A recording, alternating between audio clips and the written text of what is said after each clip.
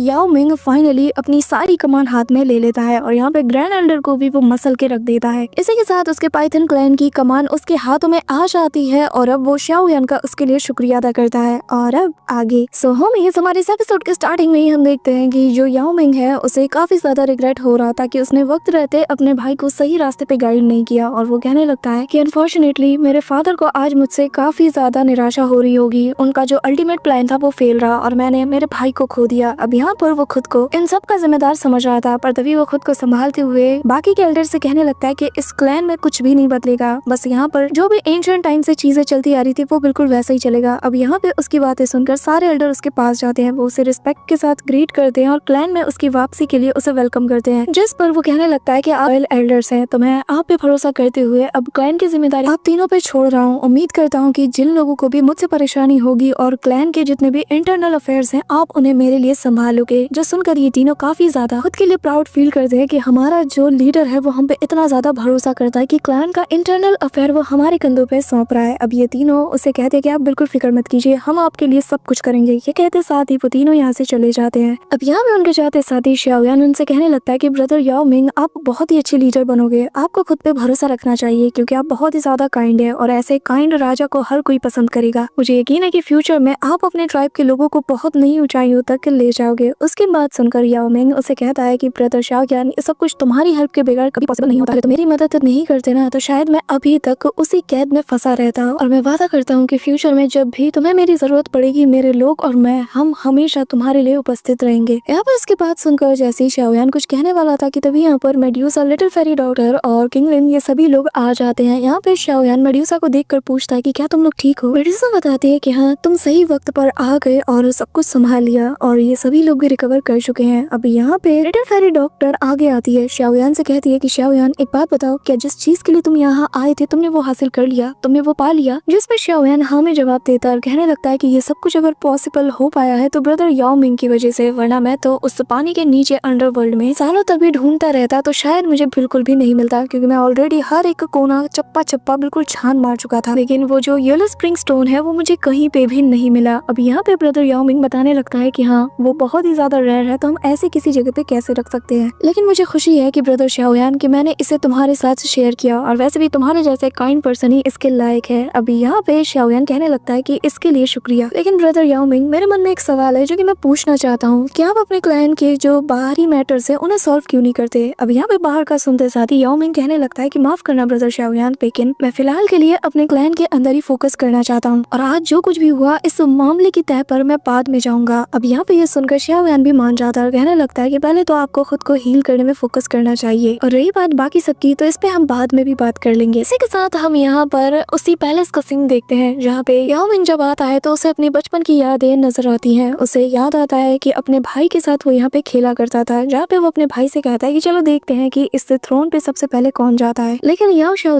हमेशा उससे कम्पीट करने से मना कर देता था। उसका ये कहना था कि आप फ्यूचर लीडर हैं, भला मैं आपसे कम्पीट कैसे कर पाऊंगा। इसी के साथ फिर उसे वो सारी बातें भी याद आने लगती हैं जो कि उसके और उसके भाई के बीच हुआ करती थी। यहाँ पे साफ देखा जा सकता था कि याओ मिंग को अपने छोटे भाई के लिए काफी ज्यादा बुरा लगता है कि काश सही वक्त पर मैंने उसे गाइड किया होता। यहाँ पे ये सब कुछ चल ही रहा था कि तभी यहाँ पे शाओ यान आ जाता है और वो आते साथ ही कहने लगता है कि ब्रदर याओ मिंग मैं नहीं जानता कि आखिर आपने हम सभी को यहाँ पर अचानक से क्यों बुलाया। जिस पर याओ मिंग उससे कहता है कि जरा पास आओ फिर मैं बताता हूँ। अब यहाँ पे शाओ यान करीब जाता है और तभी याओ मिंग उसे फर्श पर बनी एक पेंटिंग को दिखाता है, जो देखकर शाओ यान कहने लगता है कि आखिर ये किस टाइप की पेंटिंग है। जिस पे याओ मिंग कहने लगता है कि ब्रदर शाओ यान जरा गौर से देखो, ये वही रीजन है जिसके चलते मैंने आप सभी को यहाँ पे बुलाया है। मैं चाहता हूँ कि आप इस पेंटिंग को जरा गौर से देखें, क्योंकि इसमें जो इंसान बना है उसके बारे में ऐसा कहा जाता है कि ये कोई एंशिएंट डेमोनिक एम्परर है, उसकी पेंटिंग को यहाँ पे रिप्रेजेंट किया गया है। अब यहाँ पे ये लोग जब एंशिएंट डेमन एम्परर का सुनते हैं तो सभी लोग गौर से देखते हैं कि तभी यहाँ पे मेड्यूसा बताने लगती है कि एंशिएंट टाइम में ऐसे एक एम्परर का जिक्र है जो कि काफी ज्यादा पावरफुल था, लेकिन लगा नहीं था कि उसका अपीयरेंस हमें यहाँ पे देखने को मिलेगा। अब यहाँ पे याओ मिंग बताने लगता है कि इसका कनेक्शन मेरे क्लैन के साथ है, लेकिन मुझे ज्यादा कुछ इस बारे में नहीं पता क्योंकि इसकी जो लेगेसी थी वो वक्त के साथ साथ पूरी तरीके से फेड होती गई। मेरे क्लैन के अंदर अभी भी एक आखिरी स्टोन टैबलेट मौजूद है जिसके अंदर बहुत सी सीक्रेट छिपी हुई हैं और जिसे कि मेरे क्लैन के लोगों से भी हाइड करके रखा गया है। और 9 नेदर वर्ल्ड की इस जगह में ये एक ऐसी जगह है जिसके बारे में शायद ही किसी को पता हो, सिर्फ क्लैन चीफ्स को ही इसके बारे में जानकारी दी जाती है और वो अगले चीफ को इसके बारे में जो भी नॉलेज होती है पास डाउन करते हैं और इस बंदे की जो भी नॉलेज थी, ऐसा कहा जाता है कि उसने अपने अंतिम समय में उसकी जितनी भी नॉलेज थी, जो कुछ भी उसके सीक्रेट्स थे, उसने उन सभी को इन स्टोन टैबलेट के अंदर रख दिया, जिसमें कि बहुत सी पावरफुल टेक्निक्स के अलावा कल्टीवेशन टेक्निक्स भी है। साथ ही ब्लड लाइन के बारे में भी उसमें काफी कुछ लिखा गया है और ऐसे ऐसे मेथड्स लिखे हैं जिसका कि तुम और मैं शायद सोच भी नहीं सकते। ब्लड लाइन के बारे में भी इसमें बहुत कुछ लिखा गया है। अब यहाँ पे ये सुनकर शाओ यान भी काफी ज्यादा इंटरेस्टेड हो जाता है। वो कहने लगता है कि अगर इतना स्ट्रॉन्ग पर्सन किसी चीज को सीक्रेटली रिस्टोर करके रख रहा है तो जाहिर है ये जानने वाली बात तो जरूर होगी और इसमें कोई ना कोई इन्फॉर्मेशन तो होगी जो कि मेरे काम आ सकती है। शाओ यान कहने लगता है कि अगर हमें ये चीज मिल जाती है ना तो हमारी कल्टीवेशन के लिए काफी ज्यादा हेल्प हो जाएगी। जिस पर याओ मिंग कहने लगता है कि ब्रदर शाओ यान, जैसा कि तुम समझ चुके हो ये चीज कितनी ज्यादा इंपॉर्टेंट है स्पेशली कल्टीवेटर्स के लिए, तो इसीलिए हम भी सालों से इस पे मेहनत करते हुए आ रहे हैं। हमने उस स्टोन टैबलेट को काफी डीप स्टडी किया लेकिन हमें से कोई भी उसके डीप एनालिसिस को कभी भी समझ नहीं पाया। हम जितना उसकी गहराई में उसे समझने की कोशिश करते उतना ज्यादा उलझते जाते। लेजेंड्स का ऐसा भी कहना है कि इसके अंदर उसके ट्रू ब्लड एसेंस भी छिपी हुई है। यहाँ पर शाओ यान काफी ज्यादा सरप्राइज था और फिर शाओ यान उससे कहने लगता है कि ब्रदर याओ मिंग, क्या आप मेरी हेल्प चाहते हैं कि मैं आपके लिए उस ब्लड एसेंस को ऑब्टेन करूं? जिस पे वो काफी रिस्पेक्ट के साथ कहता है कि जी हाँ, मैं याओ मिंग, मैं आपसे रिक्वेस्ट करता हूँ कि आप मेरे लिए उस स्टोन टैबलेट को ओपन करें, जिसके बाद मैं उस ब्लड एसेंस को भी आपके साथ शेयर करूंगा, बल्कि हेवनली टायर की जो टेक्निक्स है उन्हें भी आपके साथ शेयर करूंगा। हेवनली टायर टेक्निक का सुनकर शाओ यान कंफ्यूज था और काफी ज्यादा सरप्राइज भी, जिस पे वो बताने लगता है कि हाँ, आप already yellow spring finger technique को तो देख चुके हो, लेकिन हेवनली स्प्रिंग पाम टेक्निक भी है जो कि एक मिड टायर की टेक्निक है और जो थर्ड रैंकिंग की जो टेक्निक है वो बहुत ही ज्यादा स्ट्रॉन्ग है, बहुत ही ज्यादा पावरफुल है और ऐसी टेक्निक को हमारे क्लैन के किसी भी मेंबर ने कभी भी ऑब्टेन नहीं किया है, जिसके चलते मैं आपको वो दिखा नहीं सकता। लेकिन अगर हमें वो चीज मिल जाती है ना तो मैं आपके साथ विलिंगली शेयर करूंगा। जिस पर लिटिल फेरी डॉक्टर कहती है कि कहीं ये उसी डीमन एम्परर का सिग्नेचर मूव तो नहीं जिस थर्ड टेक्निक की आप बात कर रहे हो। रिसा बताती है कि जो फर्स्ट रैंक वाली टेक्निक है यानी कि हेवनली स्प्रिंग फिंगर, वो लाइफ एंड डेथ को यहाँ पे सर्व करती है। तीसरी वाली टेक्निक यहाँ पे सोल को शेडेड कर देती है। येलो स्प्रिंग हेवंस फ्यूरी को कम आकर नहीं जा सकता क्योंकि ये उसी डीमन एम्परर की सिग्नेचर मूव में से एक है। लेजेंड्स का ये भी कहना है कि जिन्होंने भी बैटल्स में इस टेक्निक का सामना किया है उनकी सोल शेडेड कर दी है, उनका नाम और निशान तक नहीं मिला। अब शाओ यान कहने लगता है कि क्या ये वाकई में इतनी ज्यादा स्ट्रॉन्ग है, जिस पर याओ मिंग सिर हिलाता है। अभी शाओ यान मन में ठान लेता है कि अगर मुझे ये टेक्निक मिल जाए ना तो मेरे सामने 3 स्टार दाओशन को भी मैं बहुत ही अच्छा सबक सिखा सकता हूँ, उनके पास भी ज्यादा एडवांटेज नहीं होगा। पर शाओ यान का सवाल होता है कि जब आपके इतने बड़े बड़े दिग्गज उसे ऑब्टेन नहीं कर पाए तो आखिर आपको क्यों लगता है कि मैं उस टैबलेट को ओपन कर सकता हूँ? जिस पे वो बताने लगता है कि क्योंकि तुम्हारे पास वो कल्टीवेशन लेवल है जिसके जरिए से उस स्टोन टैबलेट पर जो डीमन एम्परर की कॉन्शियसनेस बची है तुम उसे बीट करके उस स्टोन टैबलेट के अंदर पेनिट्रेट कर सकते हो। और अनफॉर्चुनेटली हम जैसे जो सोल बीस्ट होते हैं हम लोग इतना ज्यादा कल्टीवेशन पे फोकस नहीं करते। अगर मेरी मुलाकात ब्रदर शाओ यान से नहीं होती तो शायद मुझे किसी आउटसाइडर की हेल्प लेनी पड़ती। जिस पे शाओ यान कहने लगता है कि आखिर आपको इतनी जल्दी क्या है, आप उस टैबलेट को ओपन कराने के लिए इतना बड़ा रिस्क क्यों ले रहे हैं? अगर किसी और को इसके बारे में पता चल जाता तो। जिस पे वो बताने लगता है कि असल में हमारा ये जो क्लैन है इसकी ब्लड लाइन हर बीतते दशक के साथ साथ डिक्रीज होती जा रही है। हमारे पास लेस प्योर ब्लड लाइन वाले लोग पैदा हो रहे हैं जिसके चलते हमारी ताकत और ज्यादा कमजोर हो रही है और मैं एक क्लैन लीडर होने के नाते हमारी इस क्लैन को नई ऊंचाइयों तक ले जाना चाहता हूँ। इसीलिए मुझे मेरी ताकत को और ज्यादा बढ़ाना होगा ताकि मैं इसे प्रोटेक्ट कर पाऊँ और इसीलिए मुझे स्टोन पिलर की ताकत की जरूरत पड़ेगी। यह बात सुनकर शाओ यान मान जाता है, जिस पर याओ मिंग उसका शुक्रिया अदा करते हुए कहता है कि मैं पहले ही आपका शुक्रिया अदा कर रहा हूँ क्योंकि मुझे उम्मीद नहीं थी कि आप ऐसे मानोगे। जिस पर शाओ यान स्माइल करता है और फिर ये लोग उसी स्टोन पिलर के पास रवाना हो जाते हैं, जहाँ पर आते साथ ही याओ मिंग बताता है कि हम लोग यहाँ पे आ चुके हैं। हम देखते हैं कि वहाँ पे एक बहुत बड़ा स्टोन पिलर मौजूद था जिस पर एक पाम का पैटर्न बना हुआ था और यहाँ पे याओ मिंग बताता है कि सालों पहले एक बार मैंने भी कोशिश की थी कि मैं उस एसेंस ऑफ ब्लड और उस थर्ड रैंक की टेक्निक को ऑब्टेन कर पाऊँ, लेकिन मैं नाकाम रहा क्योंकि मेरी कल्टीवेशन पावर बहुत ही ज्यादा वीक थी। लेकिन उसके एक स्ट्राइक से ही मुझे आधे साल से भी ज्यादा का वक्त लग गया खुद को रिकवर करने में। अब यहाँ पे ये सुनते साथ ही शाओ यान कहता है कि क्या सिर्फ कॉन्शियसनेस की पावर इतनी ज्यादा स्ट्रॉन्ग है? शाओ यान अपने क्लैन टैटू पावर से चेक करता है और बताने लगता है कि हाँ, वाकई में जो रिमेनिंग सोल की जो पावर है जो कि कॉन्शियसनेस के साथ है वो बहुत ही ज्यादा स्ट्रॉन्ग है। यहाँ पे हम देखते हैं कि जो याओ मिंग है वो शाओ यान से कहने लगता है कि ब्रदर शाओ यान, क्या आप श्योर हो कि आपको अंदर जाना चाहिए? जिस पे वो कहने लगता है कि मैं श्योर हूँ कि मैं इसे ट्राई करूंगा। याओ मिंग बताता है कि फिर ठीक है, लेकिन याद रखना अगर कुछ भी गड़बड़ फील होता है तो बेहतर यही होगा कि उसी वक्त तुम वापस आ जाओ। अब यहाँ पे उसकी बात तो सुनते साथ ही शाओ यान सभी से कहने लगता है कि ठीक है, फिर यहाँ से आगे अब मैं अकेले जाऊंगा। इसी के साथ यहाँ पे हम देखते हैं कि शाओ यान वहाँ पे बैठ जाता है। वो अपनी सोल फॉर्म को कंडेंस करते हुए सीधा अपनी बॉडी से बाहर निकलता है जो देखकर याओ मिंग कहता है कि वाकई में ये तो अभी से अपनी सोल फॉर्म को सॉलिडिफाइड कर पा रहे हैं। अब यहाँ पे शाओयान इमीडिएटली उस पिलर के अंदर एंटर हो जाता है। अब यहाँ पे शाओयान जैसे ही एंटर होता है तो वो देख पाता है कि यहाँ पर एक अलग ही स्पेस एग्जिस्ट करता है और वो कहने लगता है कि अपनी पावर से एक स्टोन टैबलेट के अंदर स्पेस को क्रिएट कर पाना कोई आम बात नहीं। फिर हम देखते हैं कि जैसे ही शाओयान आगे बढ़ता है कि तभी यहाँ पे चारों तरफ फॉग फैलने लग जाता है और शाओयान कहने लगता है कि आखिर ये क्या चीज है कि तभी यहाँ पे वो देखता है कि एक बड़ा सा फिंगर अटैक उसकी तरफ तेजी से बढ़ रहा है। ये देखते साथ ही शाओयान भी अपने फायर ड्रैगन्स को उस पे छोड़ देता है। यहाँ पे इतने सारे ड्रैगन्स जब उसे टकराते हैं तो भी इस फिंगर पे कोई असर नहीं पड़ता, तो वो इस येलो स्प्रिंग फिंगर अटैक को अपने हाथों से काउंटर करता है और यहाँ पे जैसे जैसे वो अपना प्रेशर बढ़ाता है फाइनली वो उसे डिस्ट्रॉय कर देता है। इसी दौरान उसके पैरों के नीचे से येलो स्प्रिंग आर्म टेक्निक भी आगे बढ़ती है जो कि शाओयान को दोनों हाथों से क्रश करने की कोशिश करती है, लेकिन शाओयान इसे देखते साथ ही समझ जाता है। शाओयान उनसे भागने की कोशिश करता है लेकिन एक के बाद एक बहुत से पाम आकर उसे अपने अंदर सप्रेस करना शुरू कर देते हैं, जो देखते साथ ही शाओयान भी अपनी पावर्स का यूज करके इन्हें डिस्ट्रॉय करके उनसे आजाद हो जाता है और फिर लाउड वॉइस के साथ कहता है जो भी है सामने आओ क्योंकि तुम्हारी ये चीप ट्रिक्स मुझ पे काम नहीं आने वाले। अब यहाँ पे ये सुनते साथ ही चारों तरफ से फॉग निकलना शुरू हो जाता है और तभी हम देखते हैं कि वही जो येलो स्प्रिंग सेंट है यानी कि वही एंशिएंट डीमन एम्परर वो बाहर आता है। उसका फिगर यहाँ पे अपीयर होता है और वो उससे कहने लगता है कि बच्चे ये तुम्हारी जगह नहीं है, तुम्हें यहाँ से चुपचाप चले जाना चाहिए। जिस पे शाओयान कहने लगता है कि सीनियर मैं यहाँ पर आपकी ट्रायल के लिए आया हूँ और मुझे हर हाल में उस टेक्निक को हासिल करना ही है कि तभी वो सेंट पे उसकी बातें सुन के हैरान था। शाओयान आगे कहता है कि जब तक मैं उस ब्लड एसेंस और उस टेक्निक को हासिल नहीं करता मैं हार नहीं मानूंगा, मैं पीछे नहीं हटूंगा। यहाँ पे वो सेंट आगे कहता है कि लेट हेवन रियलम की सोल पावर लेकर तुम इतना ज्यादा उछल रहे हो। हाँ लेकिन हाँ मैंने इतने सालों में जितने लोगों का सामना किया है तुम उनमें सबसे ज्यादा ताकतवर हो, ये बात तो मैं दावे के साथ कह सकता हूँ। इसी के साथ वो उस पे अटैक करते हैं। यहाँ पे शाओयान अपना बैरियर बना के उनके प्रेशर को अपने अंदर ही सप्रेस करने की कोशिश करता है, जिसे देखते साथ ही यहाँ पे वो सेंट उसके करीब आ जाते हैं और कहने लगते हैं कि बच्चे तुम अभी भी हेवनली रियलम ग्रेट सर्कल से काफी ज्यादा दूर हो और इसे सरपास करना तुम्हारे बस की बात नहीं, क्योंकि इसे सरपास करके एम्परर रियलम तक पहुंचना यानी कि मेरी बराबरी करना है जैसा कि मैंने पहले किया था। तो बेहतर यही होगा कि तुम पीछे हट जाओ क्योंकि तुम्हारा मुकाबला बराबरी वाले इंसान से नहीं पड़ा है। अब यहाँ पे ये सुनकर शाओयान कहने लगता है कि आप पूरे कॉन्टिनेंट में ढूंढ लीजिए लेकिन जितने स्ट्रॉन्ग ओपोनेंट की आप तलाश कर रहे हो उतना स्ट्रॉन्ग ओपोनेंट आपको कहीं नहीं मिलेगा। मैं इतना जानता हूँ कि इस वक्त मैं आपको चुनौती देने के लिए आया हूँ और जब तक आप मुझे ट्राई नहीं करते आपको पता कैसे चलेगा कि मेरी लिमिट्स क्या है। ये कहते साथ ही शाओयान अपने पावर्स को एक्टिवेट करता है। यहाँ पे वो जो गोल्डन फिगर था वो अपीयर होता है। शाओयान की इस जायंट बॉडी को देखकर वो भी सरप्राइज था और फिर शाओयान तेजी से जाकर एक पाम अटैक कर होता है। शाओयान की इस जायंट बॉडी को देखकर वो भी सरप्राइज था और फिर शाओयान तेजी से जाकर एक पाम अटैक करने को बढ़ता है कि तभी स्पेस में क्रैक बनता है। मल्टीपल पाम स्ट्राइक्स जो है वो शाओयान को हिट होने लगती है जिसके चलते उसे पीछे हटना पड़ता है। एक के बाद एक दे दनादन पाम अटैक यहाँ पर वो डेमोनिक सेंट कर रहा था। इसी दौरान यहाँ पे हम देखते हैं कि जैसे जैसे ये जो हैंड्स थी ये शाओयान को पकड़ती हैं वो धीरे धीरे करके उसे जमीन में सप्रेस करने लगती हैं, जिसके चलते शाओयान घुटनों के बल आ जाता है। लेकिन अगले ही पल वो जमीन पे अपना जोर से हाथ पटकता है और फिर यहाँ पे अपनी हेवनली फ्लेम्स को एक्टिवेट करता है, जिसके चलते जो हाथ उससे अटैच थी वो जल के राख होने लगती है और नथिंगनेस में बदल जाती है। ये नजारा वहाँ पे डीमन सेंट बहुत ही अच्छे से देखे जा रहा था, लेकिन शाओयान अभी भी रेजिस्ट करता है और धीरे धीरे अपनी पावर को बढ़ाने लगता है, जिसके चलते वहाँ जितने भी हाथ थे वो जल के राख हो जाते हैं और अगले ही पल सब कुछ यहाँ पे खत्म हो जाता है। शाओयान डट के सेंट के सामने खड़ा था, जो देखकर वो सेंट भी कहने पे मजबूर था कि मैं समझ गया तुम्हारे पास उस स्ट्रेंज फायर की ताकत है जिसके चलते तुमने मेरे पाम अटैक्स को भी जला के राख कर दिया। जिस पे शाओयान कहता है तो सीनियर क्या अब आप मुझे अपना अपोनेंट मानते हो? जिस पे वो कहने लगता है कि हाँ तुम पहले से ज्यादा मेरी आंखों में ग्लो कर रहे हो। ये कहते साथ ही वो यहाँ पर अपने दोनों हाथों को क्लैप करता है। इतना पावरफुल इम्पैक्ट रिलीज होता है कि जिसके बाद जब सेंट अपनी आंखें ओपन करता है तो वो अपनी ट्रू बॉडी फॉर्म में था, यानी कि जो उसका ओरिजिनल टाइम में लुक था वो उस लुक में आ जाता है और उसके ऊपर गोल्डन और ब्लैक कलर के क्लाउड्स बनने लगते हैं, चारों तरफ बिजलियां भी गिरती हैं। इसी के साथ वो अपने दोनों हाथों से यहाँ पे एक टेक्निक का यूज करने लगता है जिसके लिए शाओयान यहाँ पे आया है और यहाँ पे हम देखते हैं कि